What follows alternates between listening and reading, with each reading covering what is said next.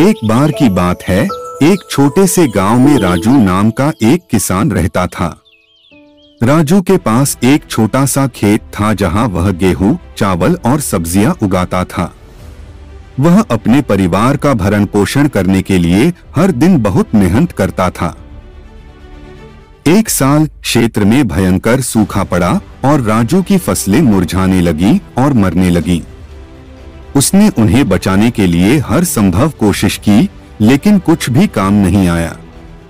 वह जानता था कि अगर उसे जल्द ही कोई समाधान नहीं मिला तो उसके परिवार पर संकट आ जाएगा। एक दिन राजू ने एक शक्तिशाली जादूगरनी के बारे में सुना जो पास के जंगल में रहती थी। जादूगरनी जादुई शक्तियों के लिए जानी जाती थी और सूखे मौसम में भी बारिश करा सकती थी।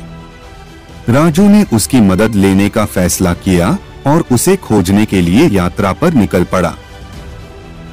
घंटों जंगल में भटकने के बाद आखिरकार राजू को जादूगरनी की झोपड़ी मिली। उसने दरवाजा खटखटाया और जादूगरनी ने उत्तर दिया।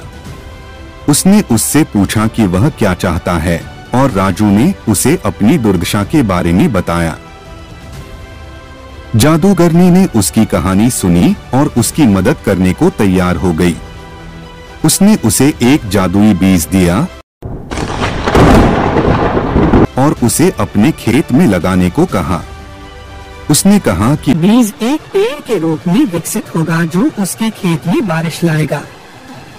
राजू बहुत खुश हुआ और उसने जादूगरनी को धन्यवाद दिया। वह वापस अपने खेत में गया और बीज बोया। वह बेसब्री से पेड़ के बढ़ने का इंतजार कर रहा था, उम्मीद कर रहा था कि यह उसकी फसलों को बचाएगा। दिन बीतते गए और पेड़ बढ़ने लगा। वह बढ़ता ही गया और उसकी शाखाएं दूर दूर तक फैल गईं। एक दिन आकाश में बादल इकट्ठे हो गए और भारी वर्षा होने लगी। बारिश कई दिनों तक जारी रही और राजू की फसल फिर से बढ़ने और बढ़ने लगी। राजू जादुई पेड़ की शक्ति से चकित था। वह जानता था कि उसे जादूगरनी की मदद के लिए उसका शुक्रिया अदा करना होगा।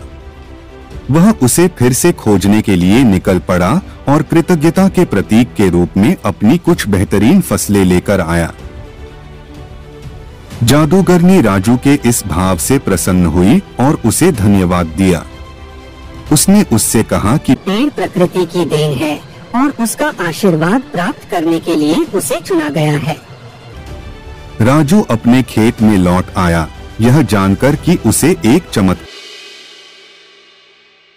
मिला है।